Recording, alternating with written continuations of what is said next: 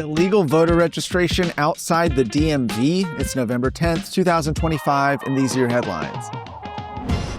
Attorney General Ken Paxton is suing the JOLT initiative, that's a Democrat-aligned voter registration group, accusing it of running what he's calling an unlawful voter registration scheme designed to allow non-citizens to vote in Texas elections.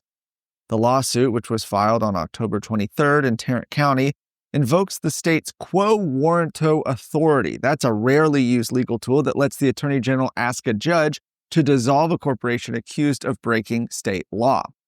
According to the filing, undercover investigators from Paxton's office observed JOLT volunteers outside Department of Motor Vehicles offices, instructing people on how to fill out voter registration forms in ways that violate the state's election code. Investigators said those practices could have enabled individuals without valid ID to submit illegal voter applications. The state is asking the court to revoke JOLT's corporate charter, appoint a receiver to wind down its operations, and permanently bar the group from doing business in Texas. JOLT describes itself as a nonprofit working to increase civic participation among young Latinos. In a statement, the group denied the allegations and called the lawsuit unconstitutional, saying it follows all Secretary of State rules for voter registration and that the lawsuit is a political attack meant to suppress Latino voter outreach. Now, this case marks one of the first major enforcement actions under Paxton's newly expanded Election Integrity Unit.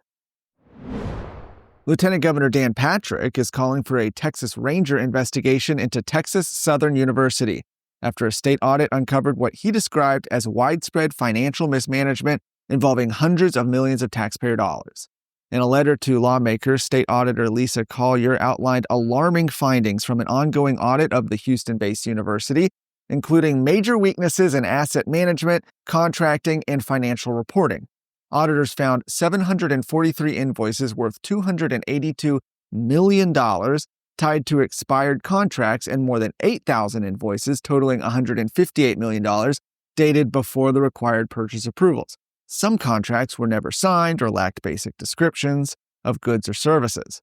The audit also found that Texas Southern's financial reports were both inaccurate and late, missing deadlines by months, and that the university routinely failed to reconcile its accounts. Patrick said the findings justify a full criminal investigation, and he announced plans to work with Governor Greg Abbott and Speaker Dustin Burrows to freeze TSU's state funding until the review is complete. He said the scandal hurts both taxpayers and students and accused university leaders of reckless or potentially fraudulent spending. The state auditor's office will meet with TSU officials on November 13th before issuing a final report. But every day I run into something that I'm dealing with the county judge.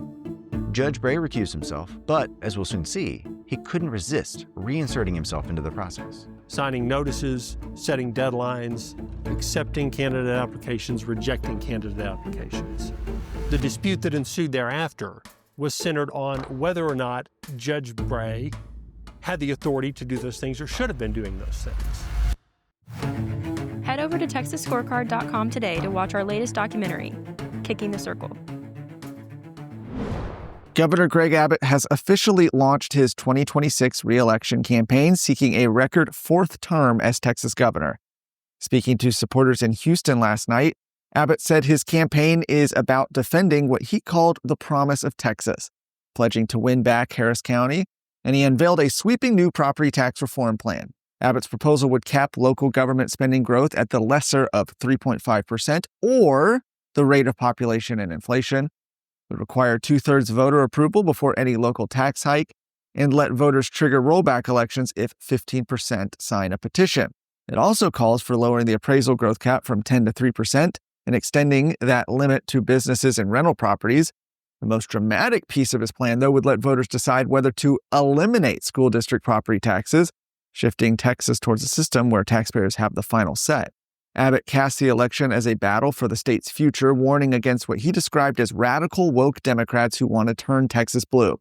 Now, if Abbott wins again, he would become the longest-serving governor in Texas history, on track to surpass Rick Perry's 14-year term. For more of today's stories, go to TexasScorecard.com.